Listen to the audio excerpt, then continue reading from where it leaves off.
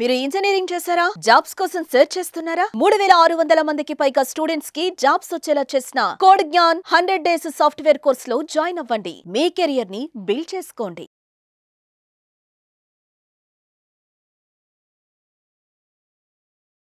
నమస్కారం అలగిరి రవీంద్రనాథ్ గారు. నమస్తే అండి సిరి గారు. చాలా బాధాకరమైన విషయం నిన్న మహబూబ్ నగర్ జిల్లాలో జరిగిన సంఘటన. కేవలం తన తండ్రి తన చెల్లెలికి ఇల్లు రాసిచ్చాడు, నాకు ఇవ్వలేదు, నా ఆస్తి అది నాకు చెందాల్సింది అని తండ్రి మీద కోపం పెట్టుకున్న కొడుకు చివరికి తండ్రి చనిపోయిన తర్వాత కూడా తన అంత్యక్రియలు చేయడానికి కూడా రాలేదు.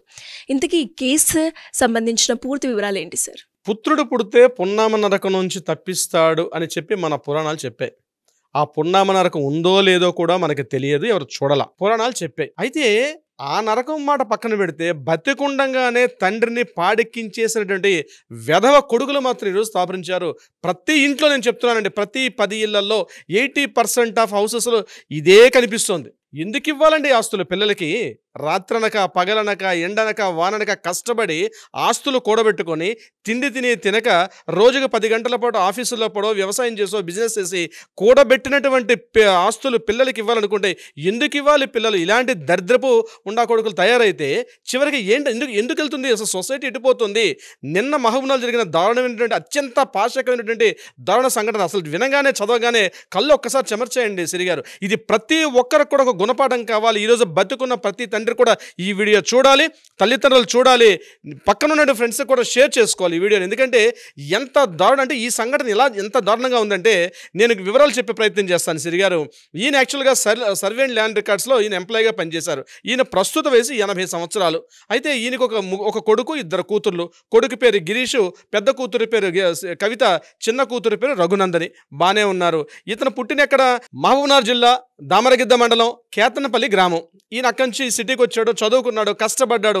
అక్కడక్కడ 20 సంవత్సరాల పాటు ఉద్యోగాలు చేసి మహబూబ్నగర్ టౌన్లో ఈయన పద్మావతి కాలనీలో ఒక హౌస్లో నివసిస్తున్నాడు. చిన్న అమ్మాయి అంటే రఘునందన్తో కలిసి ఉంటున్నాడు. పెద్ద అబ్బాయికి పెళ్లి చేశాడు, చిన్న అమ్మాయి కూడా పెళ్లి చేశాడు. పెద్ద అబ్బాయికి పెళ్లి చేసి తన గ్రామంలో ఉన్నటువంటి 16 ఎకరాల పొలం, దాంతోపాటు ఒక 60 లక్షల క్యాష్ కూడా ఇవ్వడం జరిగింది పెద్ద కొడుక్కి.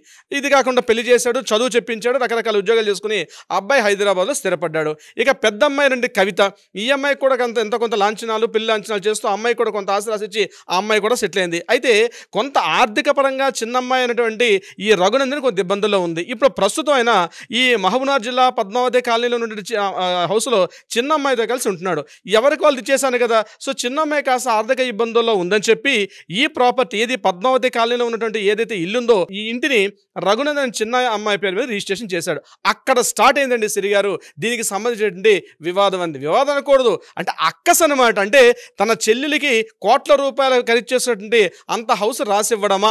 గ్రామంలో ఉండడం నాదంత విలువ చేయదు కానీ ఇది అంత ఖరీదు చేయడం అని చెప్పి పాపం దురదృష్టవశాత్తు మనిషికి మరణం సహజమే.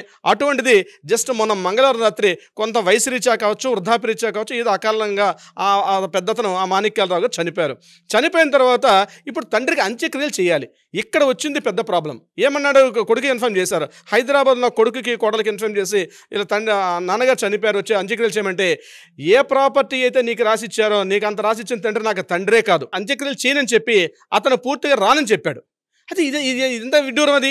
దీని మీద అక్కడ పెద్దలు కూర్చున్నారు, పెద్ద మనుషులు కూర్చున్నారు. వీళ్ళందరూ కూర్చొని 80% రావాలో చిట్ట చివరి నువ్వు ఒక కొడుకు, నువ్వే ఒక్కగానొక కొడుకు, ఎంతో అపురూపంగా ప్రేమించి నిన్ను పెద్ద చేశాడు, నేను చదివించాడు, నీకు అన్ని రకాలుగా ఉపయోగపడ్డాడు, తండ్రికి జస్ట్ తలకొరవి పెట్టమని చెప్పి ఎంతమంది పెద్దలు చెప్పినా అబ్బాయి ససే మీరా అన్నాడు ఆయన.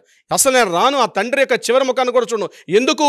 ఆ ఇల్లు తన చెల్లెలి పేరు మీదుగా రాసిచ్చాడనేటువంటి ఒకే ఒక అక్కసతోటి ఆ యొక్క అబ్బాయి ఎవరైతే ఉన్నాడో గిరీషు హైదరాబాద్ నుంచి నేను రాను, మీ ఇష్టం, మీరేం చేసుకోండి, వీళ్ళతో కాలుస్తారో లేదా పూడుస్తారో లేకపోతే ఆయన తీసుకెళ్ళి మున్సిపాలిటీ బండిలో పడేస్తారో మీ ఇష్టం అని చెప్పి పూర్తిగా వ్యతిరేకత చూపించాడు దీనికి.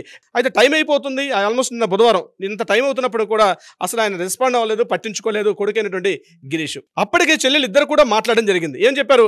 సరే అన్నయ్య ఏమేమి చేసుకుందో, ఇల్లు ఉంది కదా, పోనీ 3 పేరు మీద రాసుకుందో, నిన్ను కూడా ఇన్వాల్వ్మెంట్ చేస్తారా? నా ఒక్కదానే పేరు అవసరం లేదు, పెద్ద అక్క పేరు మీద నీ పేరు మీద కూడా చేస్తాం, 3 కలిసి పేరు మీద రాసుకుంటుంటే అసలు క్వశ్చనే లేదు. ఇది పూర్తిగా నా పేరు మీద రాస్తే తప్ప నేను తండ్రికి వచ్చి అంత్యక్రియలు చెయ్యను, ఆయనకి తలకొరువు పెట్టేది లేదని చెప్పి ఆ చనిపోయినటువంటి వృద్ధుడి యొక్క చివరి క్షణాల్లో ఎంత నరకం చూపించాడు ఆ మాటలు చూడండి. ఎందుకండి పిల్లల్ని కంటాం సిరి గారు? ఏదో చివరి వయసులో కొడుకు అనేది ఎంత ఆప్యాయతగా చూసుకుంటాం, పెద్ద కొడుకు ఎంతో ముద్దు అనుకుంటాం, పాటల్లో కూడా ఉంది కొడుకు అంటే ఎంతో పెద్ద ముద్దు. ఏం కొడుకు ముద్దు అండి? ఇలాంటి సంఘటనలు జరుగుతుంటే అసలు కొడుకుల కన్నా కూతుళ్ళు ఉంటే బాగేమన్నటువంటి ఒక స్థితికి వచ్చేసారు. నిజంగా చెప్తున్నానండి, ఈ పుస్తకాలు పురాణాలు అన్నీ కూడా తండ్రి కొడుకులు తల్లి కొడుకుల మధ్య ఉన్నటువంటి ప్రేమానురాగాలు చూపించే తప్పించి ఎక్కడ కూడా ఒక తల్లి కూతుళ్ళ మధ్య తండ్రి కూతుళ్ళ మధ్య ఉన్నటువంటి రిలేషన్షిప్ చాలా తక్కువ అండి. కానీ ఈనాటి సమాజంలో కూతుళ్ళకి తండ్రి మధ్య అనుబంధాలు చాలా ఎక్కువగా ఉన్నాయి.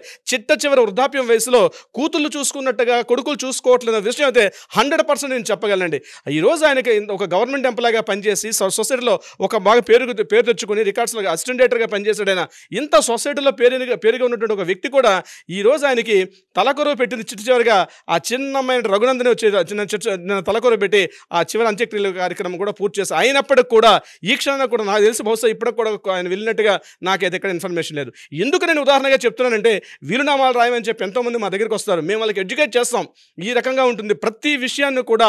అది ప్రేమ అనుబంధం ఉంటుంది చూస్తారంటే, ఆ ప్రేమ బంధం దగ్గరగా పట్టి ఉంచి ఉంటుంది వాళ్ళకి మధ్యలో, నా కొడుకు కదా నా కూతురు కదా అని చెప్పి. కానీ అక్కడ పరిస్థితులు ఎలా మారిపోతుంటే తెలియదు. అందుకనే మేము మా దగ్గరికి వీలునామాలు రాసేందుకు వచ్చేటప్పుడు మేము క్లియర్గా స్పష్టంగా ప్రతిదీ అడుగుతాం. ఈ ప్రాపర్టీ ఎవరికి రాసిస్తారు, ఈ ప్రాపర్టీ ఎవరికి రాసిస్తారు, ఎవరెవరికి మధ్య రిలేషన్స్ ఏమున్నాయి, మీ బ్యాంక్ అకౌంట్స్ ఎంత, ప్రతి డీటెయిల్స్ కూలంకుషంగా తీసుకొని రాయాల్సిన పరిస్థితి వచ్చింది. బహుశా ఇలాంటి సంఘటన ఏదైతే జరిగిందో ఇది ఏ తండ్రికి జరగకూడదని భావిస్తాను సిరి గారు. నిజమే సార్, మీరు మాట్లాడుతుంటే ఒక తండ్రి ఆవేదన కనిపిస్తూ ఉంది. అండ్ ఒక ఆస్తి గురించి తండ్రి మరణించిన తర్వాత తండ్రికి చేయాల్సిన ఏదైతే కార్యక్రమాలు ఉంటాయో అవి చేయలేదు అంటే ఒక ఆస్తి గురించి ఎలా అయిపోతున్నారు అని అనిపిస్తూ ఉంది. మానసికంగా అంటే మనసుతోటి ఆలోచించకుండా ఒక కమర్షియల్ పరంగా ఎంతసేపు ఒక డబ్బుకే విలువ ఉంది అని అనిపిస్తుంది సార్. నిజంగా ఒక తండ్రికి ఇలాంటిదైతే జరగకుండా ఉండాల్సింది. ఒక కొడుకు ఉన్నప్పటికీ కూడా ఒక కూతురు పెట్టింది అంటే చాలా దారుణం. Anyways, thank you sir, thank you so much. Thank you so much Siri గారు. సుమన్ టీవీలో మీ పర్సనల్ అండ్ బిజినెస్ ప్రమోషన్స్ కోసం కింది నెంబర్కి కాంటాక్ట్ చేయండి.